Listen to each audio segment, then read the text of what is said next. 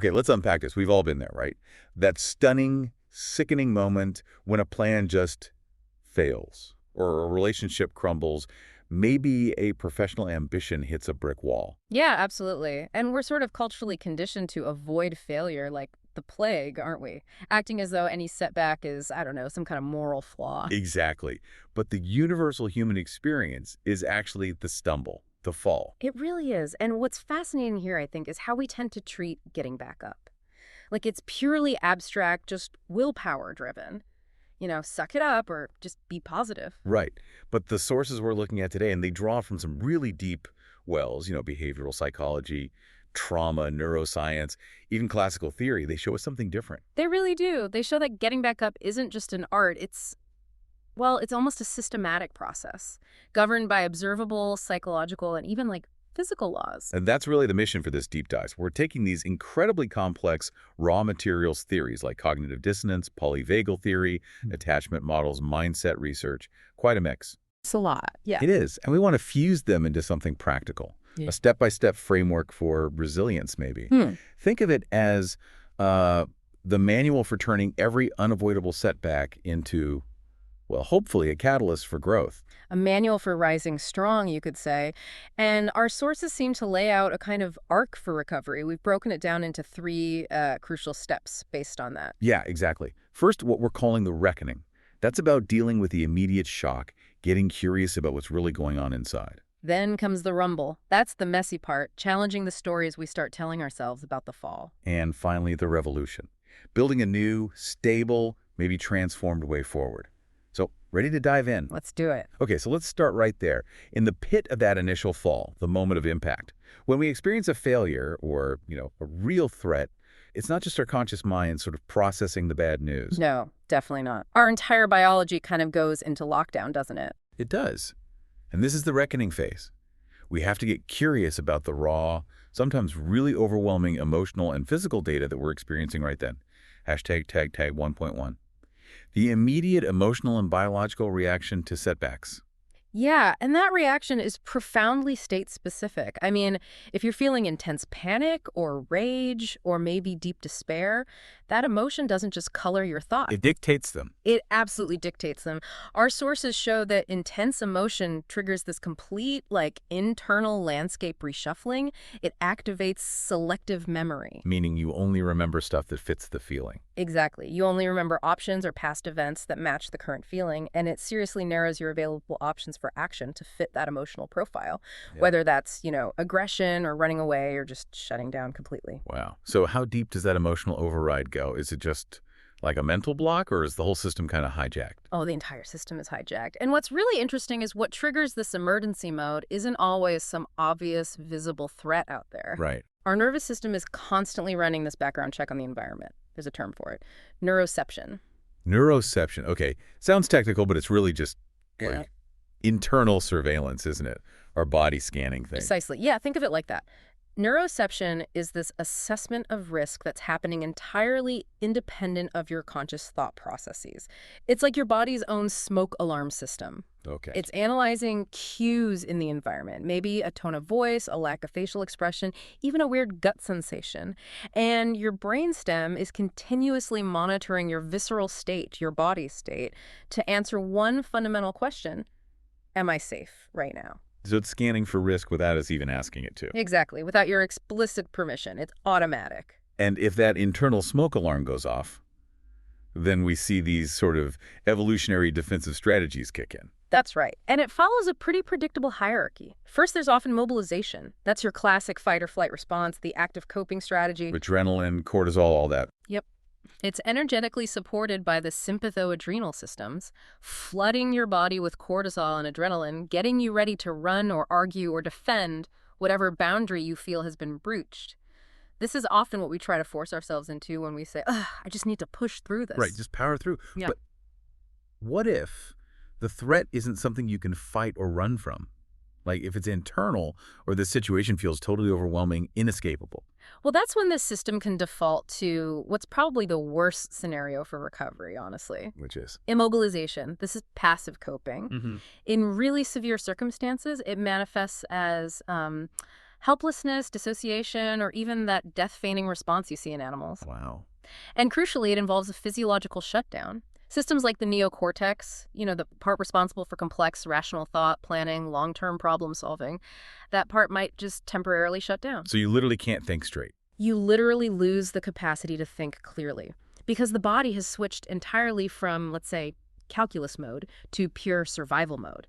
Understanding this biological hierarchy is really the foundational step in this reckoning phase. You just can't think your way out of a physiological crisis like that. Okay, so once that immediate biological shock maybe starts to lessen a bit, we then move into this really painful domain of internal conflict. And this is where Leon Festinger's concept of cognitive dissonance seems so relevant, right? Oh, absolutely central. Dissonance is essentially the mental pain, the discomfort created when an action you took or maybe a painful outcome you experienced directly conflicts with a core belief you hold about yourself. Give me an example. Okay, say the setback was a huge financial mistake. Your core belief might be, I am financially savvy, but your action resulted in, I just lost everything. That conflict, that creates immense psychological discomfort. And because setbacks, failures, mistakes, Yeah. they're basically unavoidable in life. This conflict is almost constant, yeah. And to alleviate this pain, this dissonance, individuals immediately start employing these really powerful dissonance reduction mechanisms without even realizing it often. So we start telling ourselves, and maybe anyone who will listen, a slightly edited version of the story. Exactly that. Our sources highlight these predictable ways we reduce dissonance.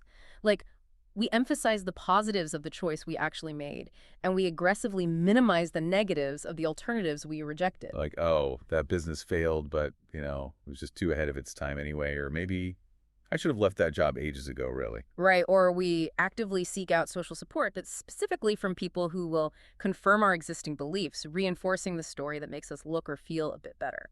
So that's why when we're feeling that dissonance, we often gravitate towards communities or, echo chambers online that won't challenge our narrative. It's self-protection, absolutely. Avoiding information that might just increase that uncomfortable internal conflict. But those external rationalizations, those stories we tell, they often seem to mask a much deeper, maybe more toxic emotion that's fueling the need to reduce that dissonance in the first place. Yeah. And that's shame. Shame, yes. It's often rightly called the master emotion, and that's because it attacks our deepest, most fundamental human need, the innate need for love and belonging. It's not just about the mistake, it's about us being the mistake. Precisely. When we feel shame, the underlying fear is that we are fundamentally unworthy of connection, that we are the mistake, not just the action we took. And this paralyzing feeling, as the research clearly shows, thrives on this awful trifecta of conditions: secrecy, silence, and judgment. So when we hide the failure, keep silent about it, judge ourselves harshly. We just intensify the shame. We feed it. And it feels really crucial here to draw a clear line between shame and guilt. We often use them interchangeably, don't we? But psychologically, they demand very different responses. It's a vital distinction, especially in this reckoning process. Guilt is often rooted more in dependency, maybe a fear of losing love or approval from someone important, a powerful figure. It can manifest as a need for punishment or correction. So guilt focuses on what you did.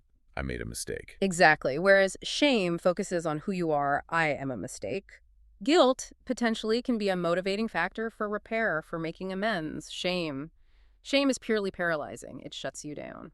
So to build resilience, to get through the reckoning, we have to be willing to break that secrecy and silence. Let the experience be seen, metabolized, discussed. Yes.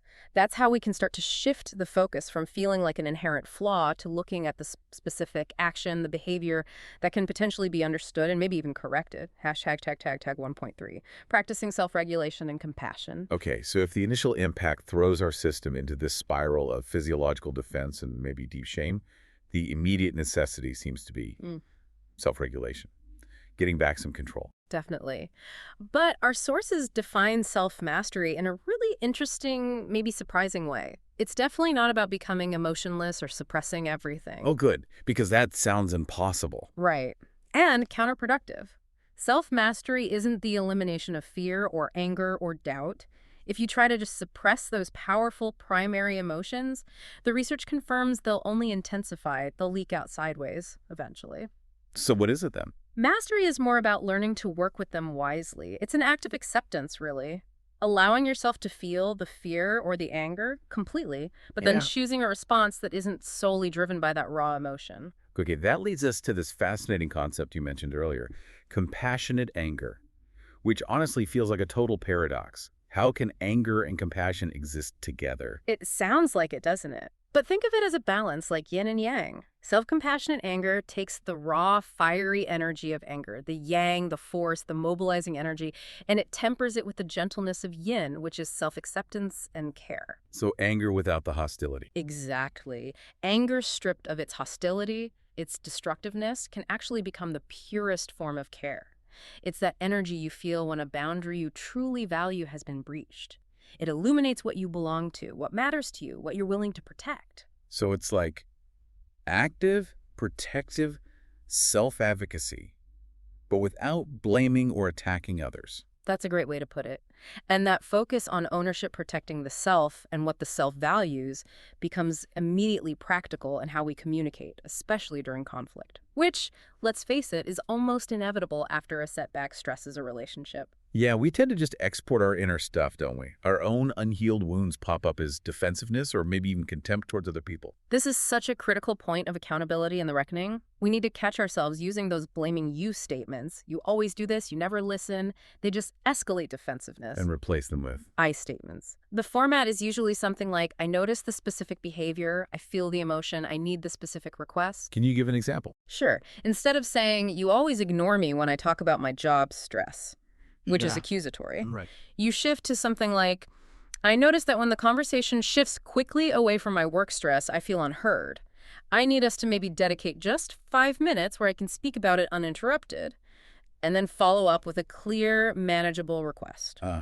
Okay. So starting with, I notice I feel I need, forces you to take ownership of your internal emotional pattern. Exactly. You recognize that your reaction is your responsibility, even if their behavior triggered it.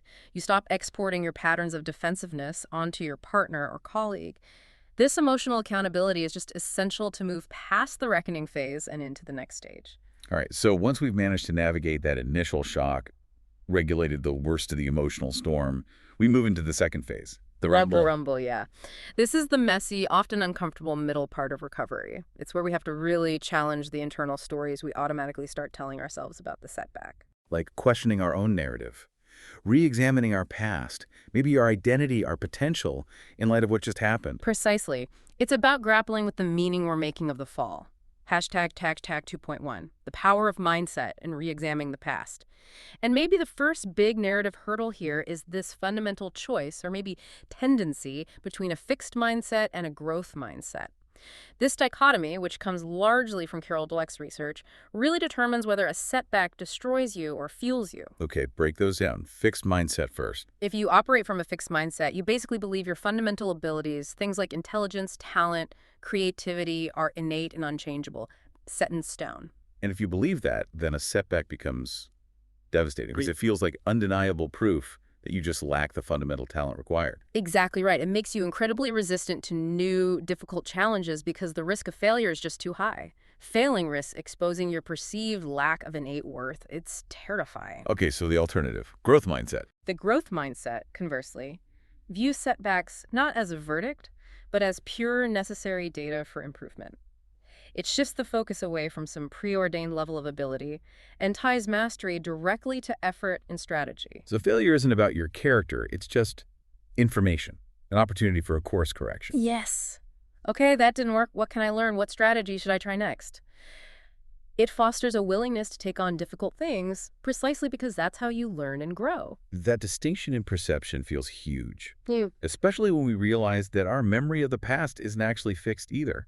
We constantly revise our own history, don't we? We absolutely do. And our sources confirm this really vividly. Memory is not like a dusty book on a shelf that you pull down and read verbatim each time. It's more alive. It's a living, breathing, malleable entity.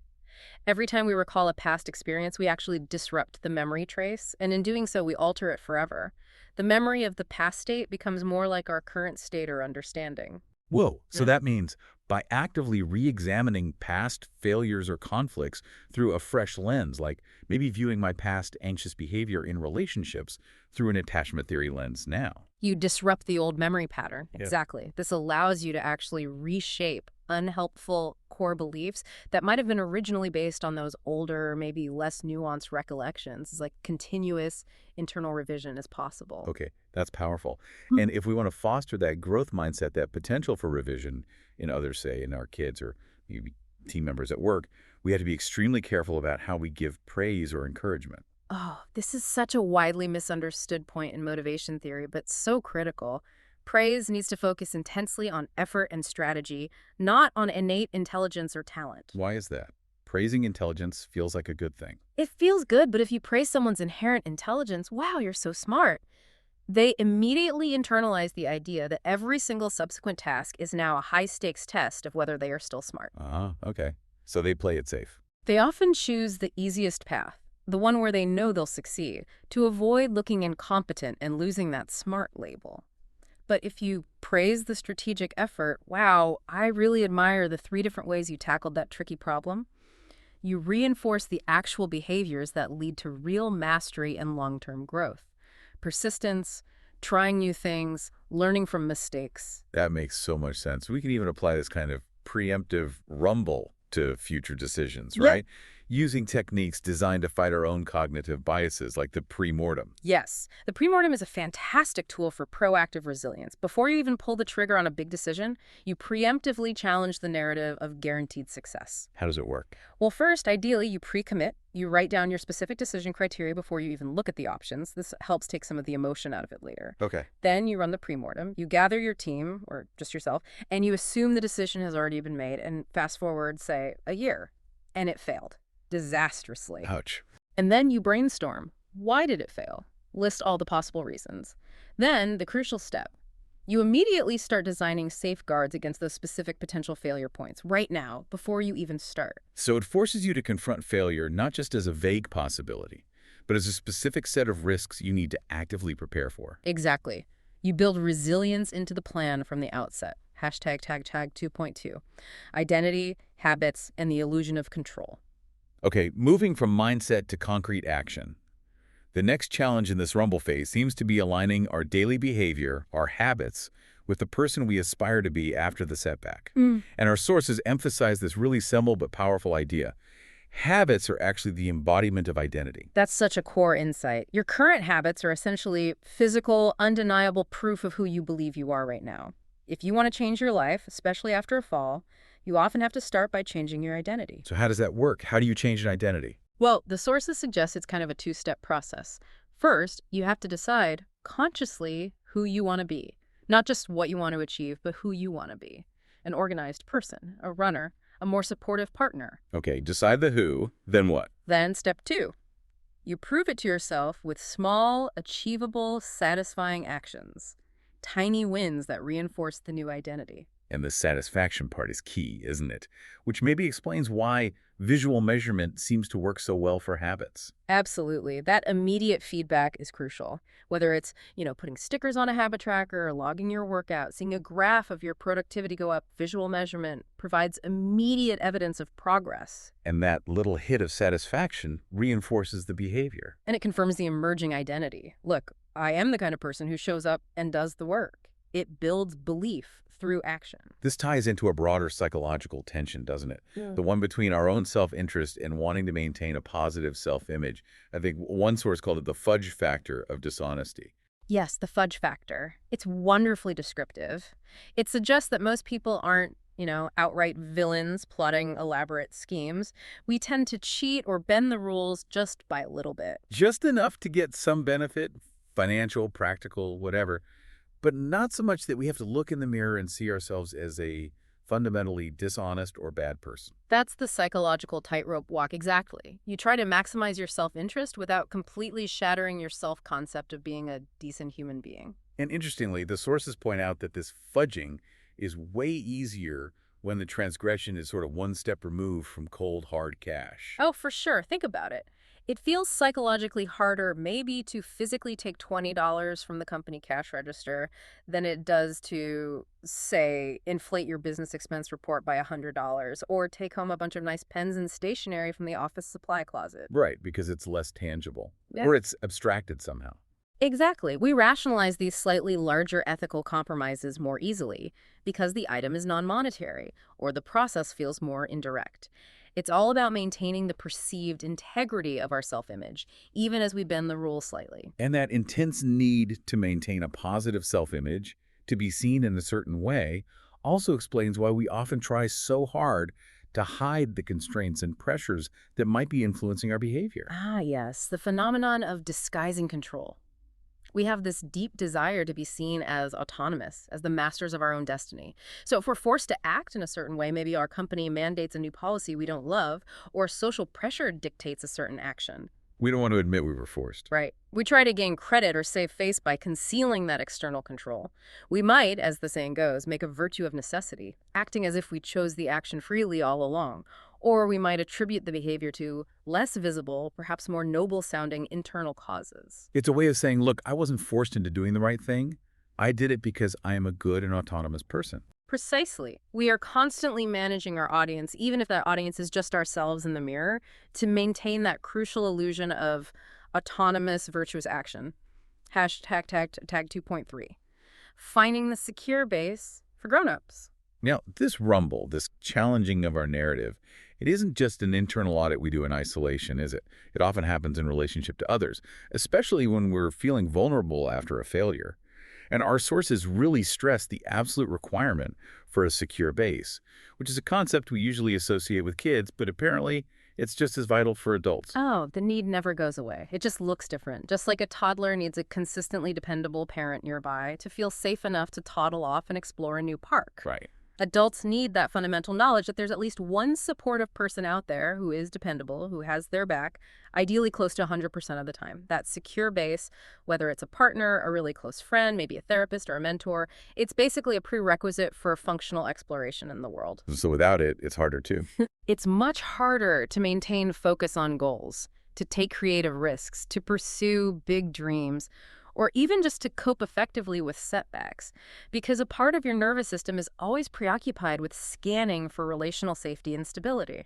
Okay. And this framework, this need for a secure base, it leads to a pretty powerful critique of a lot of common dating advice we hear, especially maybe after a breakup when someone's feeling vulnerable. Absolutely. Think about the advice that suggests you should play it cool, act mysterious, or don't make yourself too available. Yeah, keep them guessing. Right. Now, that might indeed make you seem more attractive temporarily, but the crucial question is, attractive to whom? By suppressing your genuine relational needs for connection and dependability, and instead letting the other person dictate the amount of closeness or distance in the relationship, you are often perfectly catering to the needs of an avoidant partner. Someone who prefers space and is uncomfortable with too much intimacy. So you end up attracting someone who can't actually meet your underlying need for a secure base. It often results in exactly that, a relationship where there are fundamental differences in intimacy needs, and you might feel perpetually stuck in this frustrating pursuit-withdrawal dynamic. So if you genuinely desire a secure, dependable connection, that kind of play-it-cool advice is often actively counterproductive.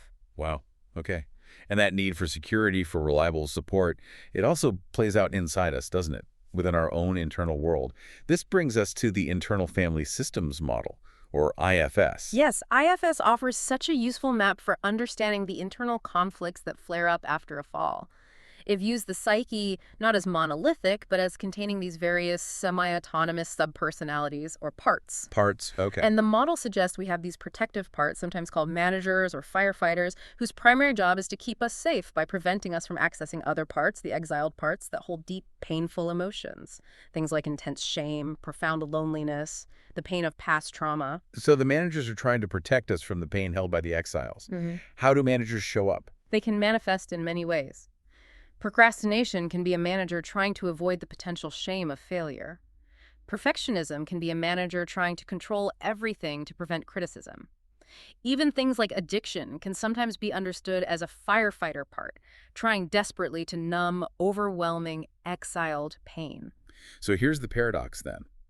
In their urgent, often extreme, desire to protect us from feeling the pain of the exile, these manager parts often unintentionally cause more harm in our present lives. That's exactly the dilemma. They're often running on outdated extreme protocols learned long ago. And the crucial insight from IFS for healing for the rumble is that you cannot just force your way past these protectors to get to the pain. You can't just willpower your way through. No. Healing requires consulting the protectors first.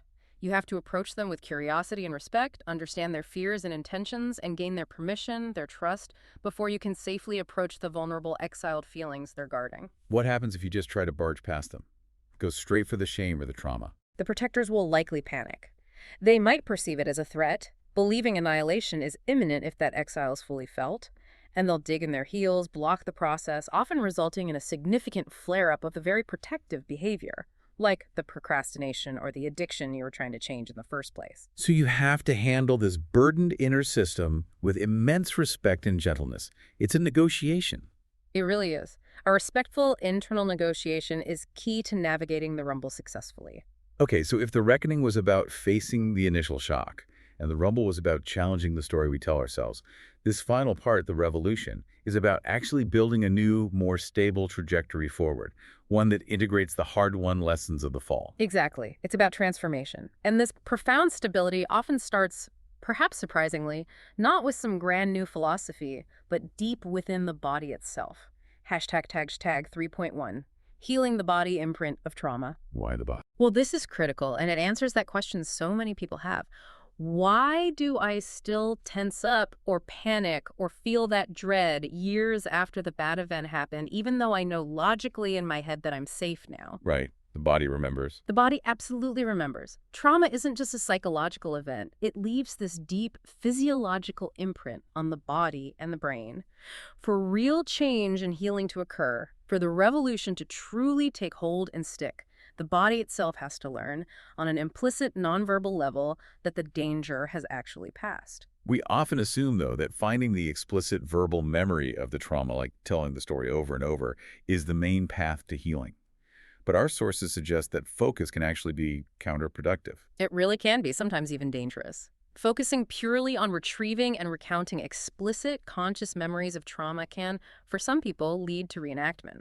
They get sucked back into the trauma vortex, feeling re-traumatized and overwhelmed all over again. So what's the alternative for healing? True healing, which many trauma experts now call renegotiation, often involves working more directly with the body's implicit or procedural memory. The how-to memory, the body's learned responses. Okay.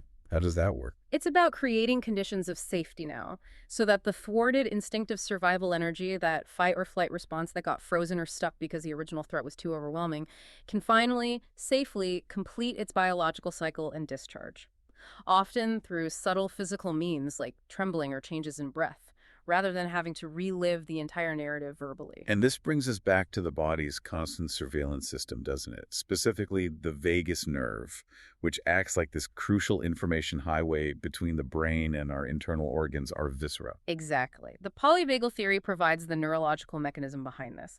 It explains how the brainstem is continuously monitoring our internal body state, heart rate, gut feelings, breathing patterns. And crucially, this felt body state profoundly colors and can often significantly distort our perception of the external world. So if my body is internally signaling danger, maybe because of past trauma triggers, I will actually perceive external situations as being more threatening than they really are. That's precisely it, even if the situation is objectively safe. And the theory highlights the role of the myelinated part of the vagus nerve, which is linked to our social engagement system. Social engagement, meaning? That's the network that controls calming functions, but also things like facial expression, the tone of our voice, our ability to listen attentively to human speech. It's what allows us to connect safely with others. Okay, so if my body feels regulated and safe, thanks to that myelinated vagus nerve being online. You can engage socially, you can listen calmly, you can connect. But if your brainstem senses internal danger, it will prioritize the older survival circuits mobilization, fight, flight, or immobilization, freeze, shutdown. And that overrides the social engagement system, and maybe even the thinking brain, the neocortex. It absolutely does. It hinders your ability to engage socially in a relaxed way or to process information rationally. This is why therapies and practices that focus directly on regulating the body, things like specific breathwork techniques, mindful movement, yoga, or therapeutic approaches that actively leverage the social engagement system through connection are often key to achieving lasting neurological stability after trauma or major stress. So until the body learns safety at that deep implicit level. No amount of positive self-talk or purely cognitive reframing is likely to fully resolve the underlying issue. The body needs to be part of the revolution. Hashtag tag tag 3.2. Designing a meaningful trajectory. Okay, so once the body is feeling safer, more stabilized, and the internal system is maybe less reactive, the psychological drive often naturally shifts towards creating a new direction, a new path forward.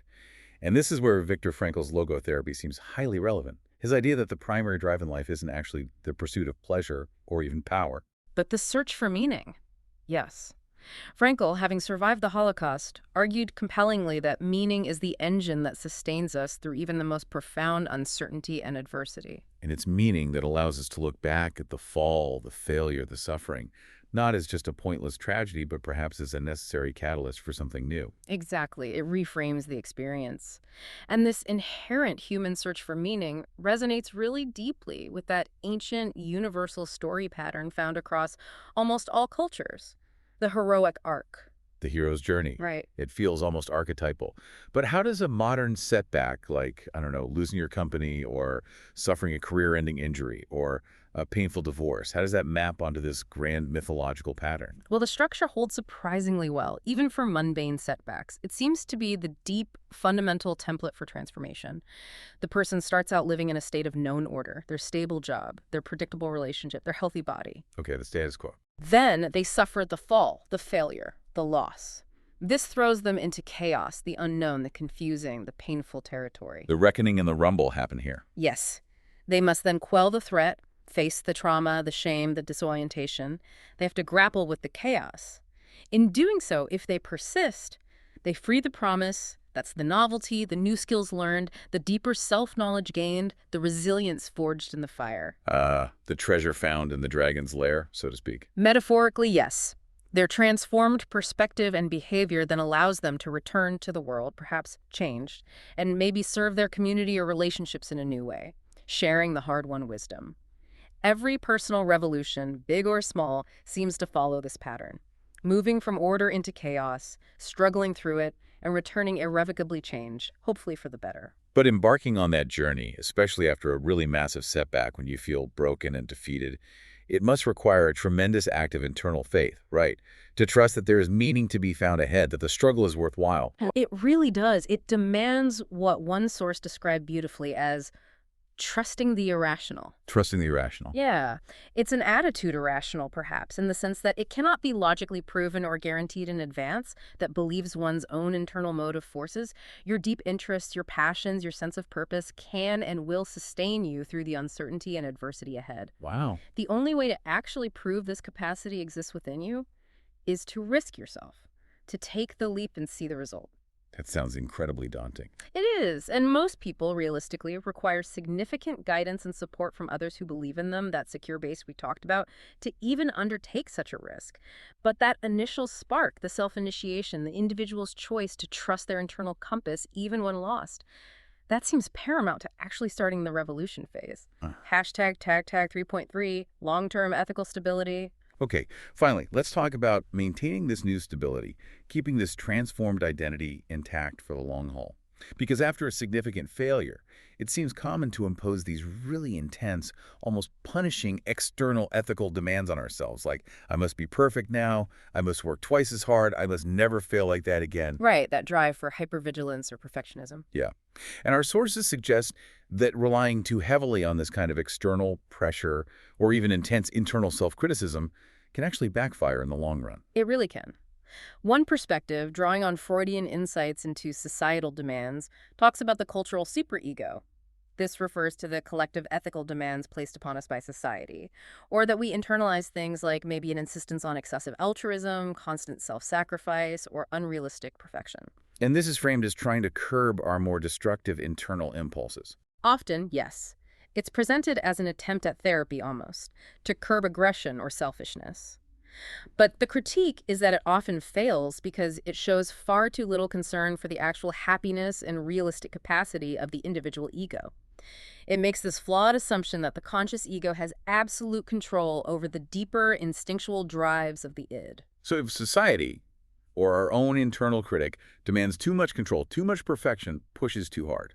You risk provoking rebellion or neurosis or complete burnout. The system breaks down under unsustainable pressure. It's a crucial reminder, isn't it, that external control, whether it comes from society or from our own self-imposed perfectionism, only works up to a point. Which brings us right back around to motivation. Exactly. If you are only engaging in healthy or constructive behavior, say, exercising regularly, striving for meaningful achievement, being kind in relationships, primarily because of extrinsic rewards, Like praise or money or maybe just avoiding shame or criticism. then that behavior is inherently unstable. Because as soon as that external reward or pressure is removed, the motivation disappears, and often the healthy behavior disappears right along with it. So what's the alternative for long-term stability in this revolution phase?